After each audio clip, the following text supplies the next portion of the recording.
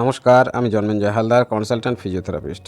আজকের আমরা আলোচনা করব ঘাড়ের ব্যথা বা নেক পেনের কারণ এবং তার প্রতিকার সম্বন্ধে।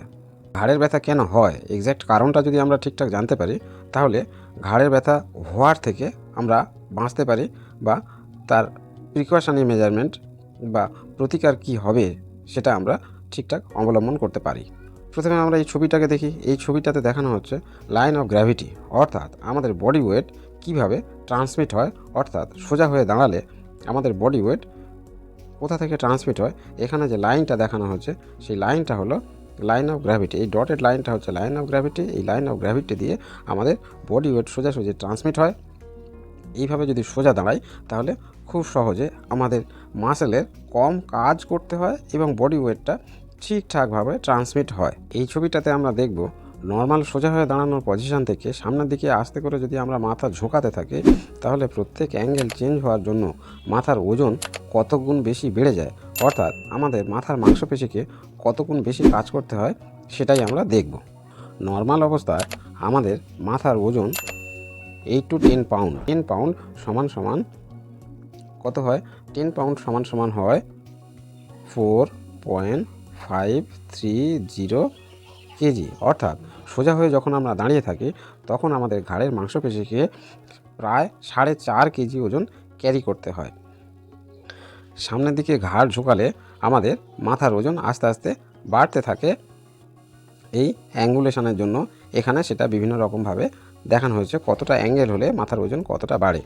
আমরা যদি এখানে 90 ডিগ্রিটাকে ধরি, মাথা যদি 90 ডিগ্রি অ্যাঙ্গেল পর্যন্ত হয়, যেটা এই পজিশানে এখানে দেখানো আছে, তাহলে আমাদের তখন মাথার ওজন হয়ে যায় প্রায় 60 পাউন্ড। অর্থাৎ নর্মাল অবস্থায় যেখানে আমাদের মাথার ওজন ছিল 4.53 কেজি, এই 4.5 কেজি ওজনটা তখন হয়ে যায় প্রায় 27 কেজি। ঘাড়ের পিছনে যে মাংসপেশিগুলো আছে সেই মাংসপেশিগুলোকে এতটাই বেশি কাজ করতে হয়।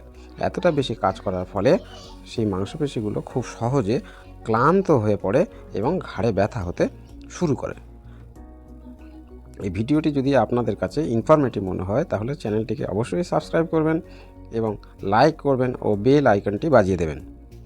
এটা হলো নর্মাল পজিশন, অর্থাৎ নর্মাল অবস্থায় আমরা যখন কাজ করি আমরা মাথাটাকে যদি সোজা রাখি, মাথাটাকে যদি আমরা সোজা পজিশানে রাখি, এই পজিশানে, তাহলে আমাদের কম কাজ করতে হয়। তাই প্রিকশনারি মেজারমেন্ট হিসেবে ঘাড়ের ব্যথা যাতে না হয় তার জন্য আমাদের কি করণীয়? আমরা মোবাইল বা কম্পিউটার যখন দেখি বা কম্পিউটারে কাজ করি তখন কি হবে? অর্থাৎ আমরা যদি মোবাইল বা কম্পিউটারে কাজ করার সময় যদি মাথাটাকে সোজা রাখি, কম্পিউটারটাকে যদি আই লেভেলে নিয়ে নিই, তাহলে ঘাড়ের ব্যথা হওয়ার হাত থেকে আমরা রেহাই পেতে পারি।